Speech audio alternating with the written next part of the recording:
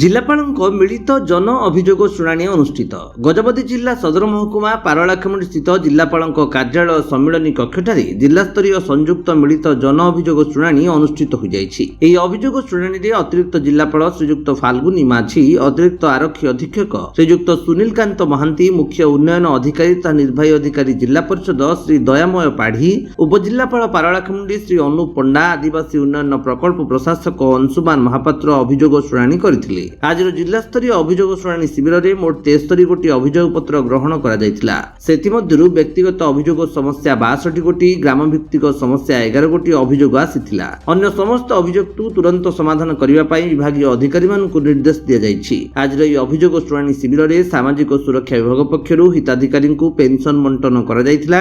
ସାମାଜିକ ସୁରକ୍ଷା, ଜମି ପଟ୍ଟା, ମନରେଗା, ଗୃହ ନିର୍ମାଣ, ରାସନ କାର୍ଡ, ଶିକ୍ଷା, ଜଳସେଚନ, ରାସ୍ତା ଓ ସ୍ୱାସ୍ଥ୍ୟ ସମସ୍ୟା ବୋଲି ବିଭିନ୍ନ ସମସ୍ୟା ନେଇ ଅଭିଯୋଗ ଆସିଥିଲା। ସାର୍ କ'ଣ କହିବେ, ଆଜି ସଂଯୁକ୍ତ ଜନ ଅଭିଯୋଗ ଶୁଣାଣି ଅନୁଷ୍ଠିତ ହୋଇଥିଲା। କେତେ ବ୍ୟକ୍ତିଗତ ହେଇଛି, କେତେ ସାମୂହିକ ହେଇଛି, ସ୍ପଟ୍ ଡିସ୍ପୋଜାଲ କେତେ ହେଇଛି, ଆଉ କ'ଣ ସହାୟତା ରାଶି ପ୍ରଦାନ କରାଯାଇଛି, ପେନସନ ଭତ୍ତା କ'ଣ କ'ଣଟା ହେଇଛି, ଏହା ଉପରେ କ'ଣ କହିବେ?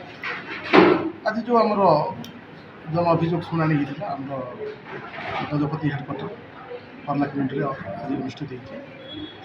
ଆଉ ଆଜି ଆମର 73 ନମ୍ବର 73ଟି ଅଭିଯୋଗ ଆମ ପାଖରେ ଦାଖଲ ହେଇଥିଲା। ଯାହା ତା ଭିତରୁ 11ଟା ହେଉଛି ଇଣ୍ଡିଭିଜୁଆଲ କମ୍ୟୁନିଟି, ଆଉ ବାକି ରହିଲା 62ଟା ହେଉଛି ମାସ୍। ହଁ ମାସ୍। ସ୍ପଟ୍ ଡିସ୍ପୋଜାଲ କିଛି ହେଇଛି ସାର୍? ଆମର ହଁ ସ୍ପଟ୍ ଡିସ୍ପୋଜାଲ 6ଟା ଖଣ୍ଡେ ହେଇଛି, ସାଙ୍ଗେ ସାଙ୍ଗେ ଏଠି ଡିସ୍ପୋଜାଲ ହେଲା। ଆଉ ଆଜି ଦିନରେ ଆମର ସମସ୍ତ ବିଭାଗୀୟ ଅଧିକାରୀମାନେ ଏଠି ଉପସ୍ଥିତ ଥିଲେ। ସବୁ ଶାନ୍ତି ଶୃଙ୍ଖଳାର ସହିତ ଜନଶୁଣାଣି ଯେଉଁ ଅଭିଯୋଗ ଶୁଣାଣିଟା ସମାପ୍ତ ହେଇଛି। ଆଉ ୟା ଭିତରେ ଆମେ ଆଜି 36 ନମ୍ବର୍ସ ଅଫ୍ ଯେଉଁ ନ୍ୟୁ ପେନ୍ସନର୍ସକୁ ଏଇଠି ଆମେ ପ୍ରଦାନ କରୁ ତାଙ୍କର ପ୍ରଥମ କିସ୍ତିଟା। ଆଉ ସବୁ ଆଜିର ଶୁଣାଣିଟା ଠିକ୍ଠାକ୍ ହିସାବରେ ଏଠି ଅନୁଷ୍ଠିତ ହେଇଛି।